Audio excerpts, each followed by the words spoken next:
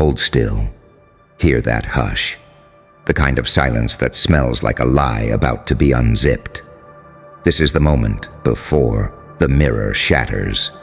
Listen close, because if you ever heard what they said about you, the private little verdicts whispered behind curtains, the casual cruelties tossed like confetti at your funeral, mercy would become a foreign language.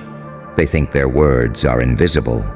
They think slander is a shadow that slides harmlessly off a refined conscience. They forget one thing: language is a blade, and when it's turned on you, you learn the exact angle it cuts. You learn the names knives whisper in the dark. You learn how to set a trap using silence as bait. If you heard what they said about you, you would stop being soft in ways that pleased them. You would stop offering explanations to people who are practicing elegies in their pockets. You would stop pretending ignorance was a kindness, because ignorance is a luxury reserved for cowards. They said you were weak. They called you needy. They monetized your mercy. They made a theater out of your suffering and sold tickets to their own good conscience. They whispered rumors into the ears of strangers until your image tasted rotten in their mouths. They laughed at the parts of you they didn't understand, then called that laughter sympathy. But mercy? Mercy is not a lifelong subscription you owe anyone. Mercy is a currency you pay when you choose to keep a piece of yourself softer than the world deserves. When you hear the ledger of lies they wrote about you, the petty tallies, the imagined sins, the creative betrayals, something inside you rearranges. The part that forgave because it was hungry for approval learns to starve for truth instead. You might imagine revenge as a firework, loud, public, performative. You imagine a scream, a broadcast, a headline. That's what they want, spectacle. They built their cruelty expecting drama in return. They want to say later, "See? I told you they'd snap." They want the narrative they invested in to be true. So you do something far more corrosive.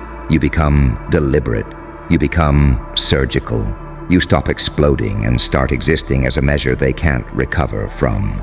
You let silence be your indictment. You let your boundaries be the ledger they can't bribe away. That is the kind of response that doesn't feed their gossip. It starves it until the voices turn on each other. When you learn what was whispered in the dark, you don't run after apologies. You don't negotiate your dignity for the comfort of people who sold it. Instead, you translate betrayal into curriculum. Each slur becomes a lesson. Each rumor becomes a blueprint you study until you can spot the next trap before it's set. You turn their malice into your map. They'll call you heartless then. They'll scream that you lost humanity. They'll dramatize your distance as proof of cruelty. Let them. They need a story that preserves their image. They will invent monstrous reasons for your calm, because it forces them to believe the world still makes sense. If you stay soft, their world keeps spinning with its comforting lies. If you harden, reality tilts. So they scream, so they invent monsters. But listen, hardness isn't hatred, it's refinement. It's the quiet practice of refusing to be weaponized again. You will learn to make decisions with the kind of cold precision people only admire once it's done to someone else. That's the paradox. The saintly and the psychopathic both possess a kind of moral clarity. You will learn to walk between them. You'll have mercy where it's meaningful and steel where it's necessary. That duality becomes your power. You won't become a caricature. You'll become a policy, one that governs who is allowed near your life and who is not. You will stop subsidizing other people's comfort with your emotional labor. You will stop apologizing for the size of your boundaries. You will stop explaining your pain to people who treat it like entertainment. And when they watch you finally stop, Their mouths will open like wounds because they depend on your performance. They expect the abused to stay on stage, thanking them for their pity. They want narratives where they are the heroes or the helpless, the truth that you simply remove yourself, that you quietly cut the cords and watch their puppet show implode, is unbearable for them. It proves that kindness was never their virtue. It was their tool. You will start to notice something strange. People who once feasted on rumors about you will begin to police one another.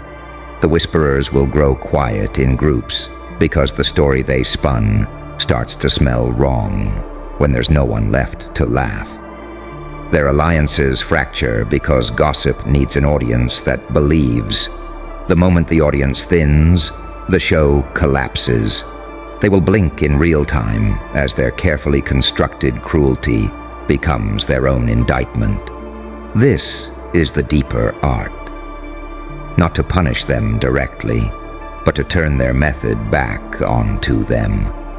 When they try to gossip, when they try to smear you to feel safe, you will be the patient observer watching the slow erosion of their certainty. You will watch them scrape for an identity that requires someone else to be small. And in that watching, you'll feel a kind of cold mercy. They are teaching you too. Make no mistake, there are consequences. Losing mercy isn't trivial. It means nights where your chest is heavy and quiet, where you measure who to let in with a calculus sharper than nostalgia. Sometimes it will feel lonely. Sometimes you will miss the version of you who took the blame and built forgiveness like a bridge. But that bridge was built with your labor while they lounged on its rails. There's wisdom in burning bridges that were never meant for crossing. The world will keep calling you monstrous. Let them. Monsters are the title reserved for those who refuse to be domesticated. Saints are tamed. Monsters remain free. Monsters don't ask for permission to exist in full. Monsters set a line and watch the world rearrange itself around that boundary. If you heard what they said about you, you'd lose mercy for the wrong people and keep it for the right ones. You'd get stingy with your heart because the currency has been devalued by thieves. You'd invest in people who are heavy with their promises, not light with their conditions. You would stop saving people who use your salvation as an instrument of control. There's power in that selectivity. There's grace in that refusal to be mass-produced as someone else's moral prop. You will become rarer. You will become harder to assault with gossip because you manage your narrative with implacable privacy. You will be a closed book with a spine that doesn't bend for cheap hands. And the most delicious justice? They will still talk. They will still gossip. Humans cannot resist telling stories about what frightens them. But the stories will hollow out, become smaller, less convincing. They will begin to invent myths about your cruelty because they're too ashamed to admit they were cruel. They will make you the villain to avoid confessing their smallness. So what do you do with that knowledge? You live, you thrive, you keep your circle surgical. You speak seldom and with consequence. You let your life be the quiet advertisement of a truth they can never buy back. Dignity costs, and you paid for it with the only currency that matters. Time, silence, integrity. If mercy is a choice, choose wisely. Let your mercy mean something. Let it land on people who have earned the right to witness it. Let it be rare. Let it be deliberate. And when the shame song of their gossip finally fades into the static of their own conscience, you will have done what they never intended. You will have outlived their cruelty with elegance. If you heard what they said about you, you'd lose mercy for the wrong people. You'd keep it for yourself. You'd keep it for those who deserve it. And in that rearrangement, in that austere, beautiful recalibration, you would quietly become unstoppable. And that's the part that terrifies them most. The silence after your awakening. Because silence, when it comes from you, doesn't sound like defeat anymore. It sounds like judgment. It sounds like a sentence being carried out without words. You stopped explaining. You stopped defending. You stopped attending trials that were already rigged against you. And the absence of your voice became louder than any accusation they ever made. You see, people who thrive on chaos depend on your participation. They need your outrage to validate their narrative. They need your hurt to make themselves feel righteous. But once you stop bleeding for them, their power dissolves. They begin to feed on each other. Their gossip circles become echo chambers of desperation, repeating your name like a ghost story, trying to resurrect the monster they once painted you to be. But you're not that monster anymore. You've evolved into something far more dangerous. Awareness. Awareness is the final metamorphosis. It's what happens when the clown removes his mask and the audience realizes they were the performance all along. You see the whole pattern now. The projections, the jealousy, the manipulation dressed as care. You finally understand they didn't hate you because you were broken. They hated you because you healed in public. Because you found meaning in the pain they gave you. Because you smiled after they buried you and refused to stay underground. That's the part that breaks them. Not your revenge, but your resurrection. You became everything they swore you couldn't survive being. You became everything they said you'd lose if you stopped playing nice. You became a walking contradiction, kind but untouchable, loving but lethal, peaceful but impossible to manipulate. And when you walk into a room now, they feel it. That shift in temperature. That slow, suffocating awareness that they are standing in front of something they can't control anymore. You don't need to say a word. Your presence is a sermon. Every breath you take reminds them of how wrong they were to mistake your softness for surrender. Remember this, they didn't want your destruction. They wanted your dependence. They wanted you tethered to their validation. They wanted your light just dim enough to keep them comfortable in their shadows. But you burned brighter instead. You forced them to squint at their own reflection. And now, they can't unsee it. They go to bed replaying your name like a confession. They talk about you to anyone who'll listen, trying to rewrite the ending in which they lost control. But deep down, they know you're not the same. They know they can't charm you anymore. They know that the silence they once mistook for weakness is now the sound of them being erased from your reality. You didn't just survive them, you rewired yourself because of them. You learned how to weaponize stillness. You learned how to make your absence feel like punishment. You learned how to heal so completely that even your scars became warnings. They'll say you changed. They'll say you became cold. But cold is just what warmth looks like after it's been betrayed too many times.